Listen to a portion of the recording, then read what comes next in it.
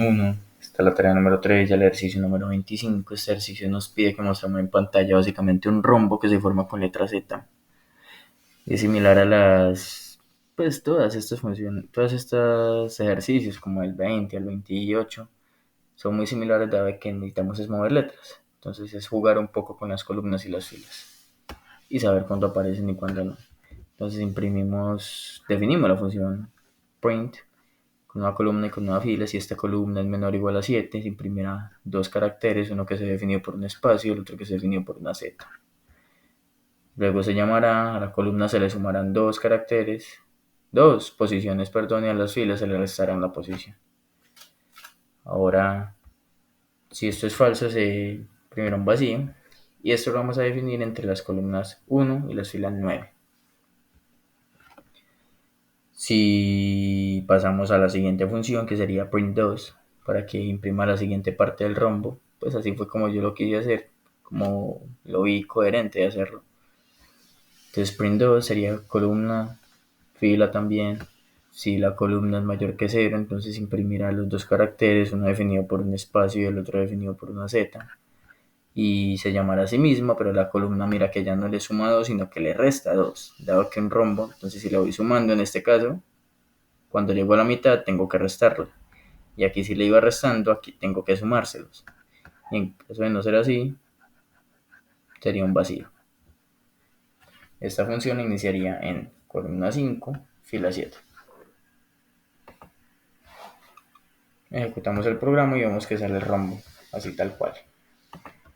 Vamos para el programa número 26. Este nos decía que mostrara en pantalla una diagonal hacia abajo de letras. Entonces aquí también necesitaríamos dos funciones. Yo la definí así para que las que van bajando de izquierda a derecha lleguen a la mitad. Esa función sería una función y de la mitad hacia la derecha que suben sería la otra función.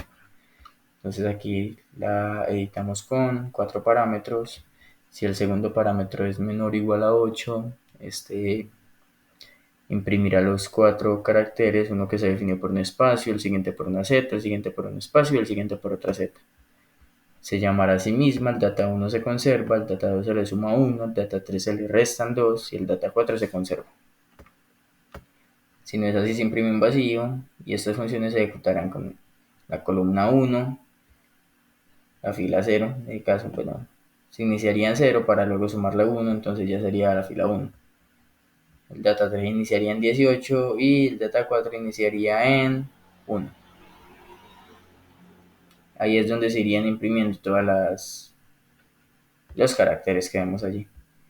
Ahora se define la función print2 con solamente dos caracteres. Ya sabemos que esto se trata de columnas y de filas. Si el carácter data 6 es mayor que 8, imprimirá dos caracteres unidos, un carácter de espacio y el otro carácter de Z, y se llamará a sí misma. En data 5 se conserva igual y el data 6 se le resta 1. Esta se imprimirá desde la columna 1 hasta la 9 y más o menos quedaría algo así. Como podemos observar, es una diagonal apuntando hacia abajo, como una flecha. Vamos para el ejercicio número 27, que básicamente era lo mismo, pero invirtiendo las funciones. Entonces, si lo ejecutamos, vemos que va a ser una flecha hacia arriba. Es cuestión de jugar un poco con los comandos, con las filas y con las columnas, como bien lo había dicho. Mira que ya no tenemos la primera función declarada con 4 parámetros, sino que solo tenemos 2. Y aquí decimos que el data 6 debe ser mayor que 9, que esa fila. Si es así, entonces imprimirá un carácter, un espacio y una Z. Y de no ser así, a ese el data 5 se conserva y el data 6 se le resta 1. Empezaríamos desde 1 hasta 10, que ese es el rango en el que vamos a estar moviéndonos. Esta es la 1, vemos acá, y esta sería la 10. 9, 8, 7, 6, 5, 4, 3, hasta acá. Hasta la mitad sería la 10. Y el otro función llamada print sería con los 4 parámetros. En este caso, si el tercero es menor o igual que 17, imprimiríamos los 4 caracteres, el espacio Z, y se volvería a llamar. El data 1 se conserva, data 4 también, pero el data 2 se le resta 1 y al data 3 se le van sumando 2.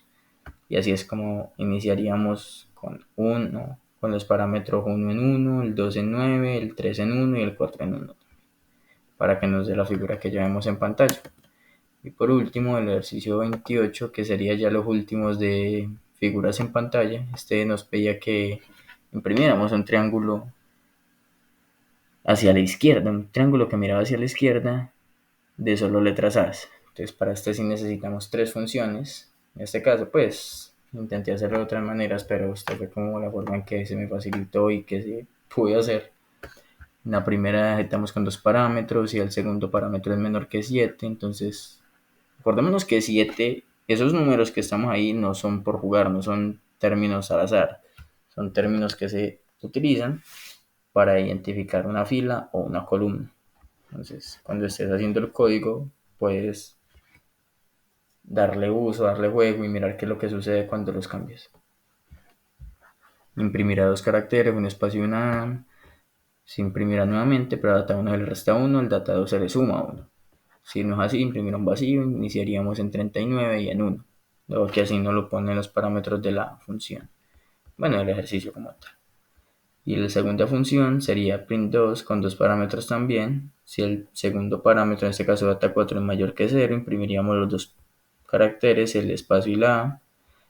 Y aquí intercambiaríamos las funciones que teníamos acá. Al primero no se le resta 1, sino que se le suma, y al segundo no se le suma, sino que se le resta.